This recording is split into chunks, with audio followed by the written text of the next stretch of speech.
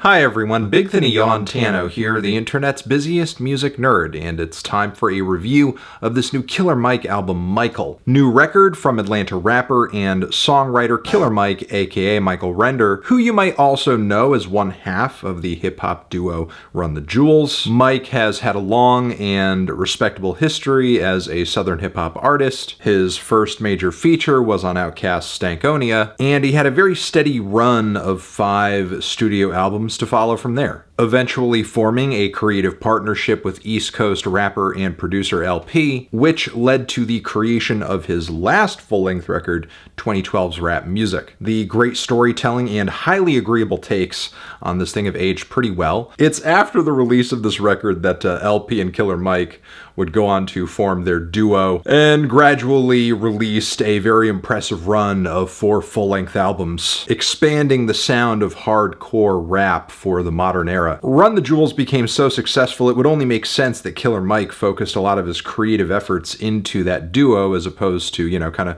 of doubling back and releasing more solo stuff. But for whatever reason that we are here at this point where Killer Mike has decided to, drop a solo record, focus on his own musical lane. And honestly, going into this LP, I was pretty excited to hear that. Not only because some of the singles to this record have been great, this album also sports the first Andre 3000 feature in like 2 years, but also I still look back fondly on the personal and focused lyricism from rap music over a decade ago. And I was maybe even expecting Killer Mike to go more personal on this new LP, considering the title, the childhood photo on the cover. I mean, this could be a really self- and career-defining record depending on how many layers he peels back. Plus, Mike's lyrical artistry has stayed pretty consistent over the course of Run the Jewels, so there's really no reason why he couldn't make the best album of his career with Michael. But despite some amazing highlights on this LP,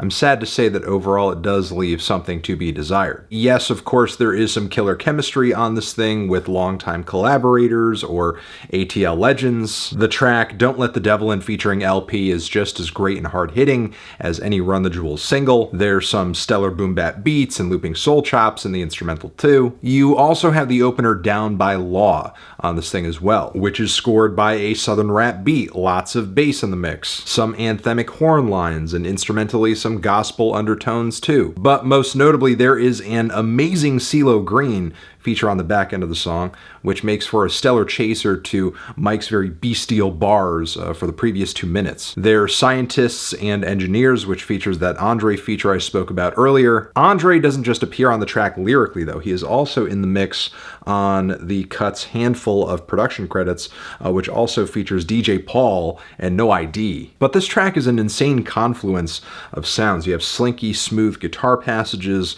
these fragmented analog synth sequences, some gospel-style group chorus vocals too. It kind of sounds like something from Kanye's Yeezus era, but somehow more intergalactic and insane. So it might not be the most cohesive track on the record, but it's certainly the boldest and most surprising, especially with Andre bringing this delivery and flow that feels like an eerier variation on what he did with the solo reprise from Frank Ocean's Blonde. Future has some pretty catchy bars and lines which are backed up by that gospel chorus too. And then finally, Killer Mike escalates things in a really epic way on the back end of the track with all these relentless flows. Really his most raw and impressive performance as a rapper on the entire record. So yeah, there's some bangers on this thing, and also some moments where Mike is digging deeper emotionally than he ever has before, like on the song Motherless. And who doesn't love a Love Your Mom anthem, especially when it is done as well as this? It's a perfect stage for everything that Mike is trying to convey in terms of his love for his mother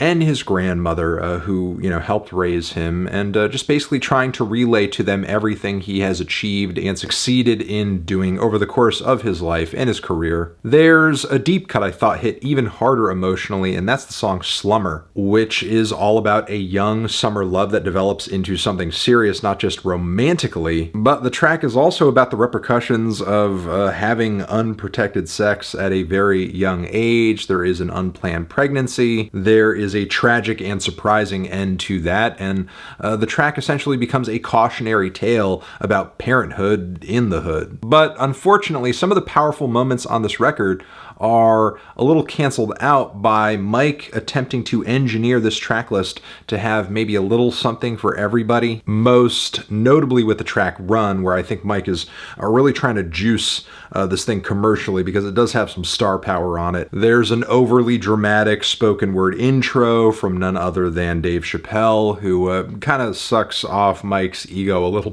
bit at the start of this track. Instrumentally, we have a kind of basic, more modern trap beat in the mix on this one. Sounds really trendy, but also very repetitive and mind-numbing. Goes stale long before the track is over. And there's a Young Thug feature on the track too, which inherently isn't a bad thing, but Thugger's bars and vocals don't really back up or reinforce much of anything Mike is saying or doing on the song. It just feels very tacked on, and maybe its inclusion is purely in solidarity with Thugger being kind of wrapped up in all these RICO charges right now. It's also here on this track where Mike starts throwing out more political shots on the LP, and if you guys are familiar with Killer Mike, you know he's no stranger to throwing his political views out there. On previous records, I feel like that's mostly worked out in his favor, but on Michael, I'm kind of scratching my head because I feel like a lot of it isn't fully lining up. In one breath, on a few tracks that open the album up, Michael says stuff like, "Fuck your masters,"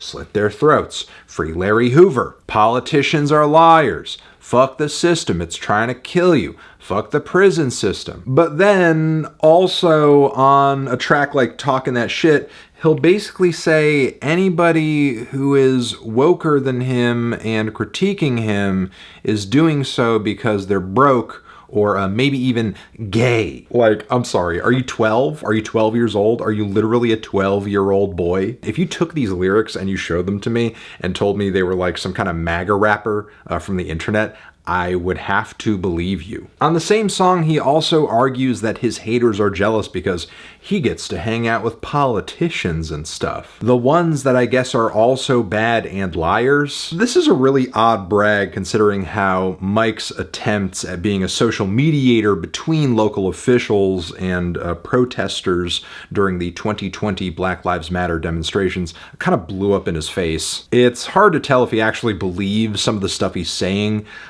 in moments like these, or maybe he's just like bad at taking friendly fire critique from people who mostly agree with a lot of what he says. Either way, later on the record, on the track featuring 2 Chainz, he also brags about being a landlord, which I'm not opening this review up for a debate on the ethics of, renting property to people. But it certainly doesn't make you cool, or even Mother Teresa, no matter how affordable you deem the housing to be. And look, I'm not trying to hold Mike here to some impossible standard. Lord knows that most rappers out there who are kind of a bit more woke than others and throw out more social critiques, not every single thing that they say ages perfectly or is like 100% correct. But Mike seems especially at odds with himself sometimes, and it's a little confusing. He even seems to waver on previous points about not being all that religious on the closing track, High and Holy. And look, in general, there's nothing wrong with being religious or spiritual. It's just that when Mike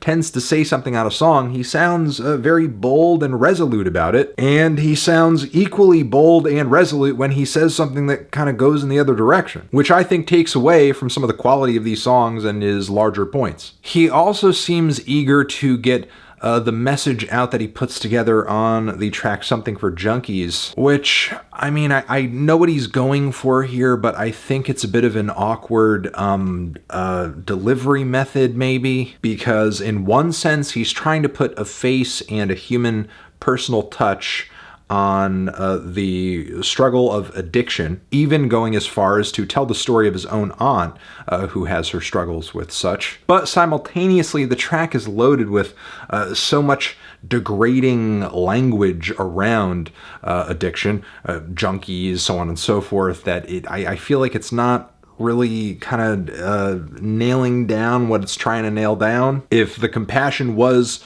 fully there, I think some of the word choices would just be better. But with all that being said, with this album overall, I'm pretty mixed on it, honestly. The instrumental palette is super inconsistent. Some of the beats are plain Jane McLean down the lane with very little flavor whatsoever. Others are beautiful and touching and immense and soul inspiring, I would say, with those gospel elements thrown in. Some of Mike's bars and rap performances are, I think, pretty standard by his usual standards. Others kind of go above and beyond. There are moments where, again, he's making political points that seem to make sense and are pretty salient and well assembled, well thought out. Meanwhile, in other moments, not as much. Not an awful record, though. Not an awful record. You know, there's just some low lights and some real dog-do takes here and there. I'll say that. Feeling a light to decent 6 on this one. Transition, have you given this record a listen? Did you love it? Did you hate it? What would you rate it? You're the best, you're the best. What should I review next? Hit the like if you like. Please subscribe and please don't cry. Hit the bell as well. Over here next to my head, it's another video you can check out. Hit that up or the link to subscribe to the channel. Anthony Fantano, Killer Mike, Michael, forever.